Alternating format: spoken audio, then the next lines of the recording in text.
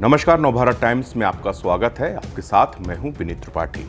Israel के Gaza में जारी हमलों से किस तरह का नुकसान हुआ है, इस पर संयुक्त राष्ट्र के एक शीर्ष खनन अधिकारी का बड़ा दावा सामने आया है। अधिकारी ने कहा कि गाजा में जारी युद्ध की वजह से अब तक 37 मिलियन टन मलबा पैदा हुआ है। इस मलबे में बड़ी संख्या में बिना फटे बम शामिल हैं, जिनको हटाने में करीब 14 साल का समय लग सकता है।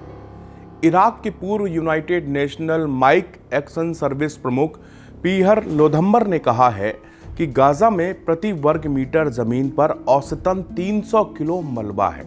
द गार्जियन की रिपोर्ट के मुताबिक लोधम्बर ने कहा कि गाजा में इस समय मलबे की जो स्थिति है उसे 100 ट्रकों के साथ हटाने का काम किया जाएगा, तो इसमें 14 साल लगने की बात हम कह रहे हैं।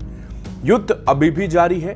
ऐसे में इसके चलते रहने के कारण यह अनुमान लगाना असंभव है कि इसके अंत में निकासी में कितना समय लगेगा। उन्होंने कहा कि इजरायल की गाजा में बमबारी ने इस इलाके के बड़े हिस्से को खंडहर में तब्दील कर दिया है।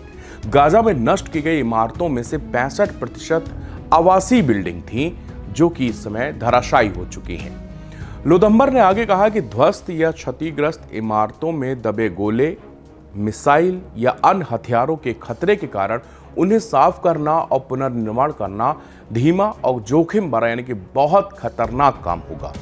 लगभग 10% हथियार दागे जाने पर ब्लास्ट नहीं हुए हैं। इनको हटाने के लिए बारूदी सुरंग हटाने वाली टीमों को आना पड़ेगा। ऐसे में इसमें एक लंबा समय लगने जा रहा है। गाजा के स्वास्थ्य अधिकारियों के अनुसार लगभग 7 महीने में इजरायली हमलों में 34,000 फिलिस्तीनी मारे गए हैं, जिनमें से अधिकांश महिलाएं, बच्चे हैं। इजरायल ने 7 अक्टूबर के हमले के जवाब में युद्ध शुरू किया, जब हमास ने 1200 लोगों को मार डाला और कम से कम 250 इजरायली लोगों को बंधक बना लिया था। इसके बाद इजरायल ने हमले शुरू किए। लड़ाई की वजह से बड़ी संख्या में गाजा के लोग विस्थापित भी हुए हैं। गाजा पट्टी में बड़ा मानवीय संकट इस समय गहरा रहा है। गाजा पट्टी में जारी इजरायली हमलों में मरने वाले फिलिस्तीनियों की संख्या 34,356 हो गई है। हमास द्वारा संचालित स्वास्थ्य मंत्रालय ने कहा कि इजरायली सेना ने पिछले 24 घंटे के दौरान 51 फिलिस्तीनियों को मार डाला और 75 अन्य घायल हो गए।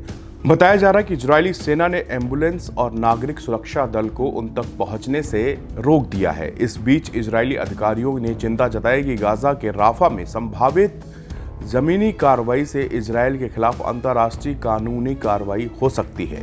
इजरायली पब्लिक कॉन रेडियो की रिपोर्ट के मुताबिक इजरायल हेग में अंतर्राष्ट्रीय आपराधिक न्यायालय से एक और खतरे की तैयारी कर रहा है, जिसमें वरिष्ठ इजरायली अधिकारियों के खिलाफ गिरफ्तारी वारंट जारी होने की संभावना है। इजरायली मीडिया के अनुसार इजरायली प्रधानमंत्री बेंजामिन नेतन्याहू ने राफा में जमीनी ऑपरेशन की योजना को मंजूरी दे दी है, लेकिन अभी तक सेना को आगे बढ़ने की अनुमति नहीं दी गई है।